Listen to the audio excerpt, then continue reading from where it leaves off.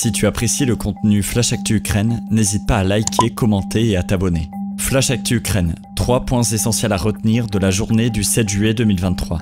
Situation militaire, près de la ville de Bakhmout, les troupes ukrainiennes ont progressé de plus d'1 kilomètre au cours de la dernière journée contre les forces russes d'après Serhiy Cherevati, porte-parole militaire. Il a souligné que les forces ukrainiennes conservaient l'initiative sur le terrain, exerçaient une pression sur l'ennemi et menaient des opérations d'assaut en avançant le long des flancs nord et sud. Cependant, la Russie a contesté ces affirmations. Dans la ville de Lviv, au moins 10 personnes ont perdu la vie lorsqu'un missile russe a frappé un immeuble résidentiel, loin de la ligne de front du conflit. Le maire de la ville, Andriy Sadovy, a déclaré que cette attaque était la plus grave de la guerre contre les zones civiles de la ville. L'armée russe a pour sa part assuré avoir ciblé des sites de déploiement temporaire de soldats ukrainiens. Toutes les installations désignées ont été touchées, a affirmé le ministère de la Défense russe. Dans la région de Samara en Russie, une explosion survenue dans une usine d'explosifs a causé la mort de 6 personnes et blessé 2 autres. Selon les services de secours cités par les agences de presse russes, l'usine Promsyntez, qui emploie environ 1300 personnes, produit des explosifs pour l'industrie minière.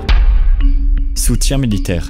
Les États-Unis seraient sur le point de fournir des armes à sous-munitions à l'Ukraine. 2 responsables américains ont déclaré à Reuters que l'administration Biden annoncerait un nouveau programme d'aide militaire à l'Ukraine, incluant des armes à sous-munitions. Cependant, Human Rights Watch a exhorté les États-Unis à ne pas fournir ces armes à l'Ukraine et a demandé à la Russie et à l'Ukraine de cesser d'utiliser ces armes controversées, affirmant que leur transfert causerait des souffrances à long terme pour les civils.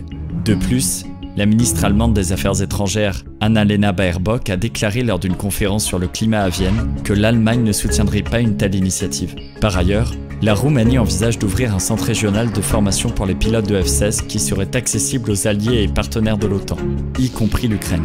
En tant que membre de l'Union européenne et de l'OTAN, la Roumanie héberge déjà un système de défense antimissile balistique américain et dispose d'un groupement tactique permanent de l'OTAN sur son territoire depuis l'année dernière. Contexte géopolitique.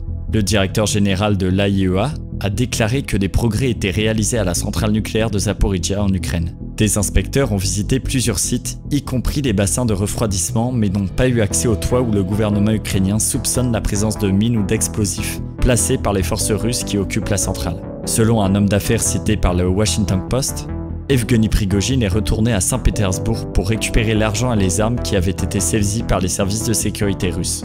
Le président biélorusse Alexandre Loukachenko avait précédemment annoncé que le chef du groupe Wagner était rentré en Russie malgré un accord conclu avec Moscou.